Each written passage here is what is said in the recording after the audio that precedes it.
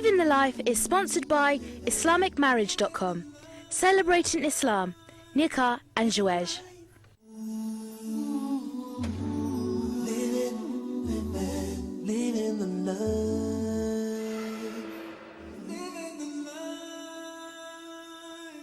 Living the life.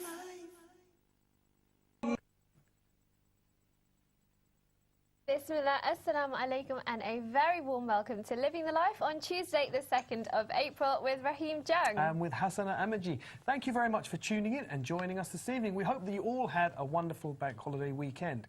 Now, coming up on tonight's programme, Reconnecting with Their Roots, we have the story of how these two people were inspired after a trip to Africa. They are husband and wife, Amina and Sharif Din. Assalamu alaikum, guys. Welcome to the show. Assalamu alaikum. Very inspirational story. We're looking forward to speaking to you. Yes.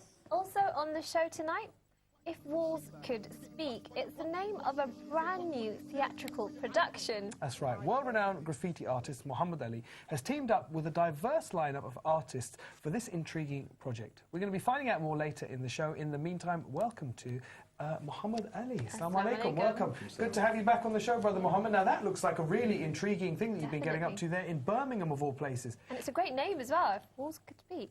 How did you find? Were the community really into it? Yeah, absolutely. It was a sellout show. People went crazy over it. It was amazing. Brilliant.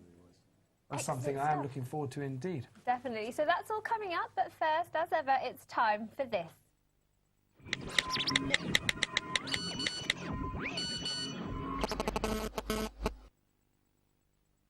Now, Hassan, Story of the day. tell me this.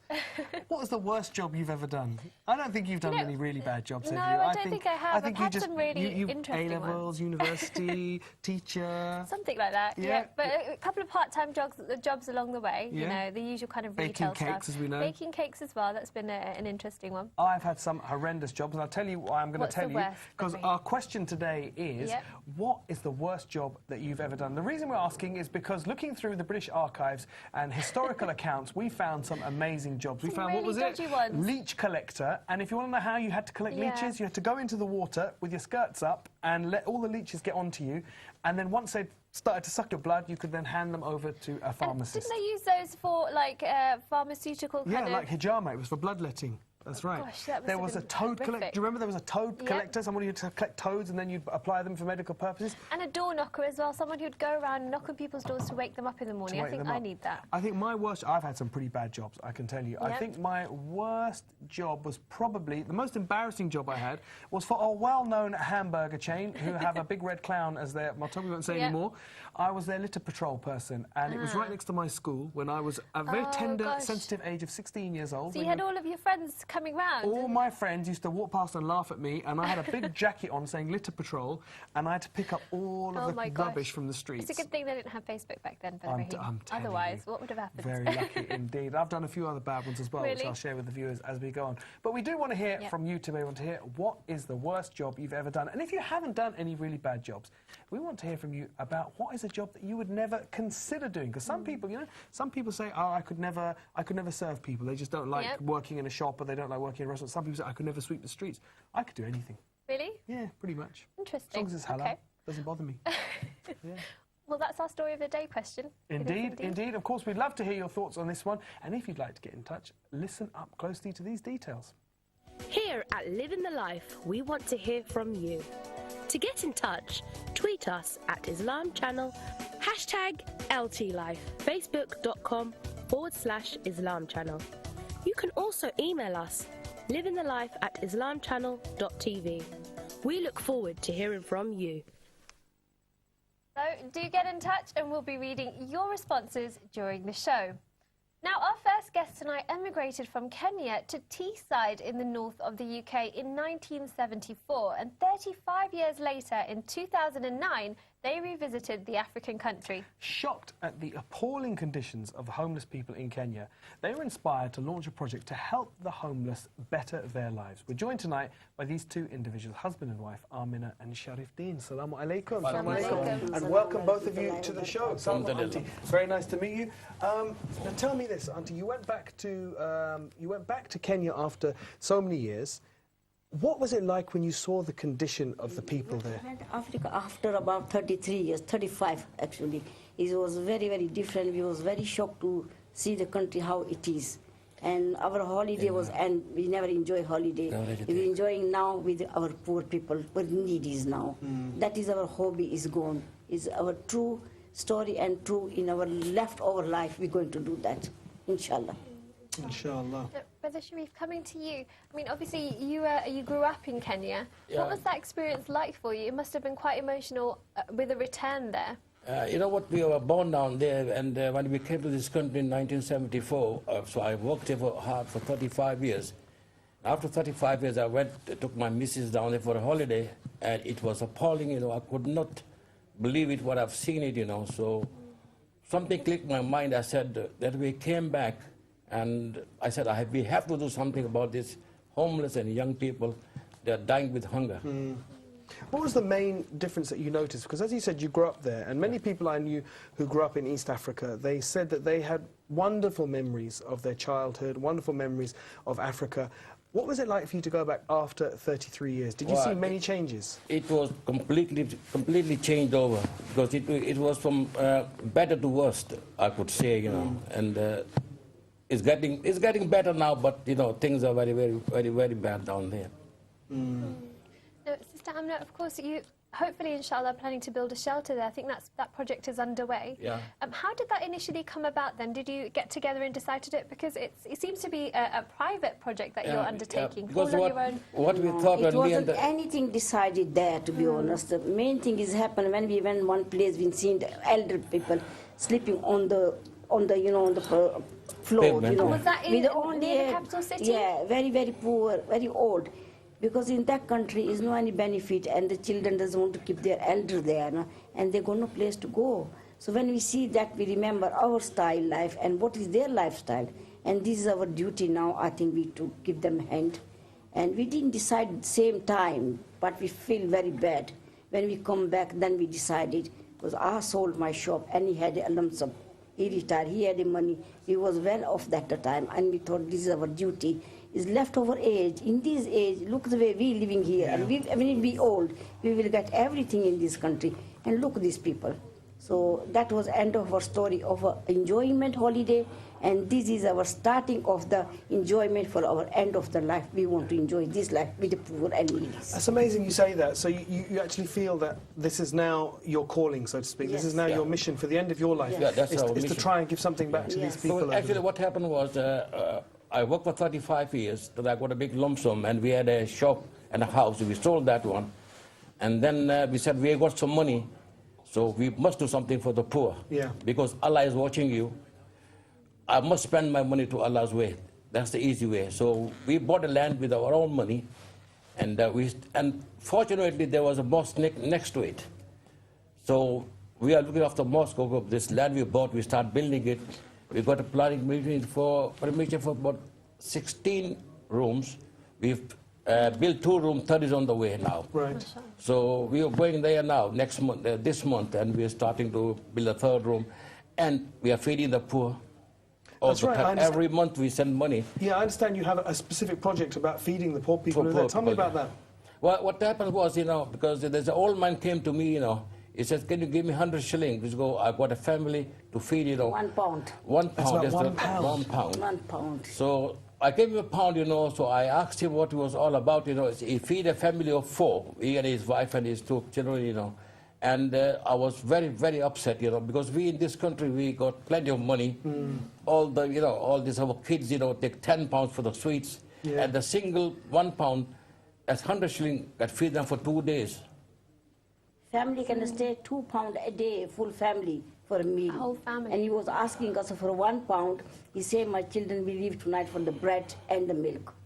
And That's then I amazing. said, it's because 10 days left here, and I'm going to give you every day that 2 pound a day. So that 10 days, every day we was going there to feed them, to give them pocket money. And from there, it came in my heart, why don't I start cook and feed people here? Yeah. Well, look, I'd like to come back to both of you, inshallah, in just a moment and find out a little bit about the reaction from your communities. When you've come back here, because presumably you stayed in touch with people from Kenya, from East Africa, Yes, what was the reaction from your local community when you said this is what we want to do? We'll come back to you in a minute to answer that question. Thank you. Now, we're often told that to recycle as much as possible is the way we should be going forward. A group of women in Jeddah are doing just that. Yep, that's right. They're transforming what was once rubbish into pieces of handmade artwork. A social project in Saudi Arabia is turning unwanted plastic bags into accessories, helping the environment while providing jobs for local families in need. Diana Rayyan, the creator of crochet group Trash Plus Crochet, came up with the idea after learning about the harmful damage plastic waste has on the environment.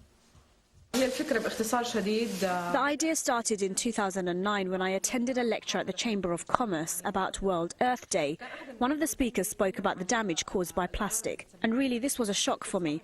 I didn't know about the damage caused from plastic bags. She then discovered that some non-profit organizations were helping women generate incomes in countries like the UK, India, and the Philippines by crocheting plastic bags into profitable crafts.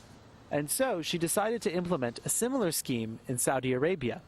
After that, I did a search on what we could make out of plastic bags, and I liked the idea of collecting them and doing crochet to produce innovative products. So we started to look for women who can do crochet, and we found a number of them and asked them about this idea. Then we started making small samples to distribute at a market, so as to see the reaction from the community. The results were excellent and really positive. The concept is simple. Rayyan buys plastic bags that women collect from waste sites and gets the women to crochet them into functional, sellable goods, a concept she calls trochet, a fusion of the two words trash and crochet. The high quality and creativity of trochet products have taken some by surprise. Really, when they asked me for my opinion of the plastic bags at the start of this project, I really didn't expect such results in products, and that you can produce more than one thing. But when I saw all the things that were made, I was surprised. It's great and I really like it. At the rapid rate the project is growing, Rayyan believes it will soon provide more jobs for women. After a short period of time, we started receiving orders for products much more than we expected. So in only a month, I can see that this could be converted into a factory with 500 to 1,000 women. And of course, this is something certain. Crochet is aiming high and hopes one day to introduce these Saudi-made products into the international market. As plastic is trickier to crochet than traditional yarns, organizers hope more people will come to appreciate the skills and creativity of the Saudi women who turn trash into textile goods. You know, those plastic bags are a blight. They really are. Yeah. And you know, I can't remember which country. I'm sure one of our viewers will be able to tell us. I've mentioned it a few times. There's a country in East Africa, I'm pretty sure, that have actually banned plastic bags. Really? Completely. They're banned from the whole country. And so much so that when you turn up at customs, they ask you to declare, do you have any plastic bags with you? And they take them away from you. I think that's a really good idea, actually. They're just because they're ruining the water supply. So that's a really creative use of plastic bags. Yeah, absolutely. Isn't it? It's recycling chic. Yeah, recycling chic. Very good. Well, look, coming back to our guests, I wanted to ask you, Uncle, with the East African community here in the UK, when you came back and you said, listen, it's just so bad over there, you can't believe it, we want to try and rebuild the mosque, we want to try and make a homeless shelter, we want to try and feed poor people, what was the response like from your community? Because the way we live, there's not much East African people there. There are only about a dozen of them. Most of them are Pakistanis, you know. Yeah. So we had a word with them and they were very, very happy and to help us to start, you know, just, then we just some did collection for us, around about 1,500 to start with. Yeah. That's our masjid, you know. And then we started from there, you know. Then from there, you know, we could not go no further because we don't register charity yet. Yes. So then we got registered by the Charity Commission. And then we are taking up now. We are making some charities and, you know, getting money. Yeah. And that's for the feeding the poor only. Yeah. And to build the mosque and got some money there, but more, yeah. all the building is all our own money. Fantastic. Now, I understand that the project is actually taking place in the rural part of Mombasa. It's not in the city itself. It's in the countryside. Very outside from the city. You have to go a couple of miles away. What's the landscape like there? Is it quite rough and? Yeah, it is rough. Rough and hilly. The first time when they took me there, when they found the place. It was, I was thinking when I keep going old for my arthritic and things will very, very hard because the car is jumping hill and down and down. And we have to go up the hill and then our base comes It there. must have been quite tough to actually work in those environments and build up a project in an environment like that. Very tough. I mean, Auntie Amina, you were saying that actually when you had the idea it was one thing, but actually to bring it into fruition, to bring the project into reality has been very, very difficult. This was like not like a Saturday, or it wasn't difficult for me. It happened when just I came back second year. Then when my husband asked masjid money, they give money, and I was just sitting down. I asked my daughter Halima Deen, which he said this project. I said, darling, I'm very, very, very in worry because your daddy will do the masjid. What about those people? The one they meet me there, the one I just cook little pan for them on holiday, and they expecting from me a food. And I want to do this job every year. I have to go and give them the food, and every month I have to give them packages food. And I needed desperately help now. I never thought it would be that cheap like before it used to be. Now it's expensive over there as well. Look. So Halima settled me for this all. Mom, you need help now on your age. And she settled me for everything from starting. And mashallah, shukr alhamdulillah, is the second year. This my girl and son settled me, and I'm rich so far here today on Islamic channel. I tell you, I'd like to ask. Many people see poverty around the world. They want to do something about it. They come back to their normal life and they forget about it. What impact has it had on you? How do you feel now, having done this work? Well, I feel very happy now. I've done something good for few people. I've done something very good for them. Because it is very, very, very difficult when you come from that country, settle down there, you can't sleep. I didn't sleep for 3 nights because the people were hungry and so, you know. And then I said, we have to do something about it. Because all this money, whatever we do with this, all money is going to go. So we spend our money to start the project. Better than spending it on a new car. On a new car. Jazakallah khair for joining us, and all the best, inshallah, with your project. May Allah make it successful, inshallah. Ameen. Fantastic. Actually, our story of the day, let me ask you both, mashallah, senior members of our community. What's the worst job that you've ever done? The worst job I've ever done was working on the fumes. Fumes, because you're an engineer. Diesel engine fumes and boiler fumes. That's the worst place. And Auntie, how about yourself? My job started on 74 when I was a very young girl. Worst job. The worst job. It was the machinist job, overlooking, and 70 pence for a dozen, and you have to make 1 dozen full cardigan with overlock machine.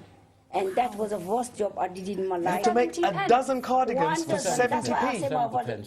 That's why I was crying here. Wow. 70 pence, 1 dozen cardigan. That is my old friend 74. can hear me today. 70 pence. And my first pay of the month was £9. £9 for the month. For a whole I month. got ready for the money. That's what, why I can think for the people. that makes my little patrol look easy. Yeah, I tell you it does. Well, we do want to hear from you. What is the worst job that you've ever done? The research showing that people used to have to go and sit in water and wait for leeches to attach onto their legs to collect leeches and then come out and give those leeches to pharmacists, and someone who used to go around knocking on doors just to wake people up. That's not a bad job. That's not I don't bad. mind doing that. Yeah, that's come not back from bad at Fajr, all. wake everyone up in the street. Time to wake up, go to work.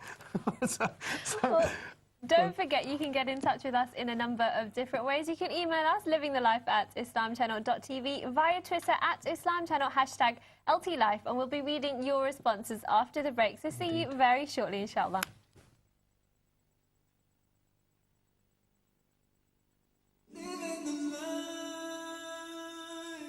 Living the life. Living the Life is sponsored by IslamicMarriage.com, celebrating Islam, nikah and Zawaj.